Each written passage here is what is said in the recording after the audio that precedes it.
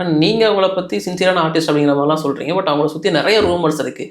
அவங்க செட்டில் இப்படி பண்ணுவாங்க, செட்டுக்கு கரெக்டாக வர மாட்டாங்க, டைமுக்கு வர மாட்டாங்க, அந்த மாதிரிலாம் நிறைய ரூமர்ஸ் இருக்குது. அதை பற்றி நீங்கள் என்ன நினைக்கிறீங்க? திருநாள் படங்கள் அது எப்படி இருந்தாங்க அந்த செட்டில்? இல்லை, இதுவும் ஒரு விஷயந்தான். அது பதில் சொல்லணும்னு தான் நினைக்கிறேன். என்னென்னா இது எல்லா இடத்துலையும் வந்து இருக்குது. ஆனால் எனக்கிட்ட அப்படி இல்லை. ஓகே, அது ரீசன் என்னவா இருக்குன்றது எல்லாருமே என்கிட்ட கேட்குறாங்க. அது எனக்கும் தெரியல. அது என்னென்னா நான் வந்து எப்படின்னா ஒரு மூட்லேருந்து ஸ்டார்ட் பண்ணுவேன். ஓகே, இப்போ ஒரு பர்சன் கிட்ட நம்ம ஒரு ஒர்க் பண்ண போகிறோம் அப்படின்னா அவங்க அதுக்கு முன்னாடி என்ன செஞ்சுருக்காங்க, அவங்க எப்படிப்பட்டவங்கன்றதை முதல்ல நம்ம கொஞ்சம் ஸ்டடி பண்ணணும். அப்படி ஸ்டடி பண்ணும் பொழுது மேம் வந்து ஒரு பயங்கர பீக்கில் இருக்கும்போது தான் வராங்க அவங்க அந்த படங்கள்லாம். அப்போது அவங்களுடைய முன்னாடி படங்கள் பற்றியான கமெண்ட்ஸ் எல்லாம் இப்படி தான் வருது எனக்கு. ஓகே, இந்த மாதிரி தான் வருது. பட் ஆனால் நான் எடுத்துக்கிட்ட ஒரு வேலையையும் அவங்களுடைய நான் 2 விஷயத்தில் கரெக்டாக இருந்தேன். அவங்க டைமை வேஸ்ட் பண்ணுறதில்ல ஒன்று.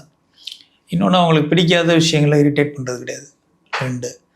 3வது அவங்க ஷெட்யூலை சொன்ன மாதிரி எடுத்துறது. இந்த 3லேயும் கன்ஃபியூஷன் வச்சுக்கிறது கிடையாது. அப்புறம் நான் என்ன எடுக்க போகிறேங்கிறத கிளாரிட்டி பண்ணுறது. ஓகே, அவங்களுக்கு டவுட்டே இருக்காது. இதுதான் வேலை, இதுதான் ஒர்க்கு, ஸோ இப்படி தான் வரும் அது அப்படிங்கிறத கிளாரிட்டி பண்ணுறது. அப்புறம் எல்லாமே டே டு டே எதோ மாறும் இல்லையா. ஏதோ ஒரு மூட் அவுட்டில் இருப்பாங்க, ஏதோ ஒரு விஷயம் இருக்கும், அது ஃபேஸ் ரீடிங் தான். அப்படி இருந்ததுன்னா அதுக்கு தகுந்த மாதிரி நம்ம வேறு ஒரு ட்ரைவ் எடுத்துக்கிறது, அந்த ஸ்பேஸ் அவங்களுக்கு கொடுக்குறது. ஓகே, ஸோ அது ஒரு 1/2 ஹவரில் சரியாயிடும், திருப்பி நார்மல் ஆகிடுவாங்க. ஸோ அதுக்கு வந்து நம்ம அந்த இடத்த அந்த 1/2 ஹவரை போராடிட்டே இருக்க வேண்டியதில்லை. அது கொஞ்சம் சைலண்ட்டாக விட்டுட்டு அது ஆட்டோமேட்டிக்காக கனெக்ட் ஆகிடும். ஸோ இப்போ இன்னும் சொல்ல போனால் என் பக்கத்துலேயே சேர் போட்டு உட்காந்துருப்பேன், கேரவேனே போக மாட்டாங்க.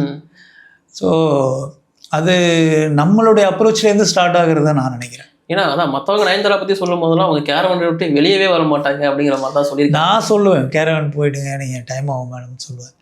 இல்லை பரவாயில்ல, நான் அப்படி இருக்கேன் அப்படிம்பாங்க. அது மாதிரி ஏதாவது கூப்பிட்டு கேட்பாங்க, எனக்கு தெரிலன்னு சொன்னோன்னா அப்புறம் கமெண்ட் பண்ணுவாங்க.